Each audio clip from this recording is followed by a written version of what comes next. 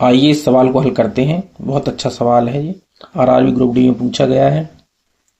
दो प्रकार की चावल है, एक को 50 रुपए प्रति किलोग्राम की दर से बेचा जाता है तो 20% की हानि होती है, और दूसरे को 72 रुपए प्रति किलोग्राम की दर से बेचा जाता है तो 20% का लाभ होता है।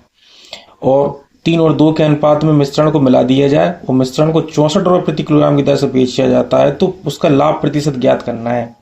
तो पहले दो प्रकार के चावल को मिलाया गया है, तो इस सवाल में हम एलिगेशन मेथड का प्रयोग करेंगे। तो पहले प्रकार के चावल का सीपी निकाल लेंगे, दूसरे प्रकार के चावल का सीपी निकाल लेंगे। तो पहले प्रकार के चावल का सीपी निकालने के लिए हम 50 का 5/4 करेंगे, 50 का 5/4 निकालेंगे हम, तो ये आ जाएगा 250/4 यानी कि 62.5। और इसमें 72 का 5/6 करेंगे अपन, तो ये आ जाएगा 60।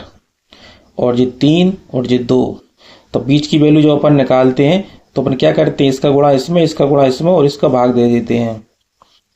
तो 62.5 प्लस के 60 गुणा 2/5 ये हो जाएगा।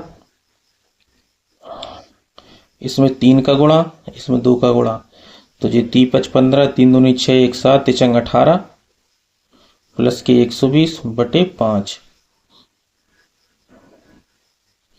ये हो जाएगा 0.5, 7, 10 और 307/5, 5 छक्का 30, 5 पचम 25, इसकी वैल्यू आ जाएगी 61.5।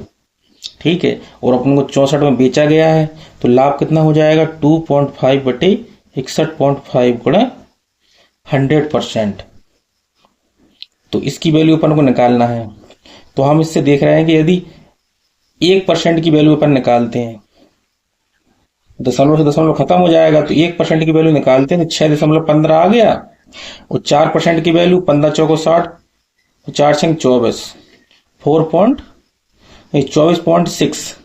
तो इसका मतलब क्या है जी, 4% के आसपास की वैल्यू है। 4% के आसपास की वैल्यू क्या हो जाएगी, 4.1 हो जाएगी, यानी अपना आंसर बी आ जाएगा।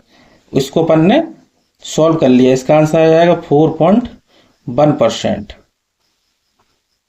जी हमने कैसे किया, 1% की वैल्यू 6.15 आएगी और 4% की वैल्यू निकालेंगे तो 15 चौको 60, 6 4 छंग 24, 24.6 आएगा, यानी कि ऊपर की जो वैल्यू है वो 25 और 24.6 यानी कि 4% के थोड़ी ज्यादा है। तो अपना आंसर भी 4% से थोड़ा ज्यादा आ जाएगा, इसलिए आंसर बी करेक्ट होगा। बहुत अच्छा सवाल था जी।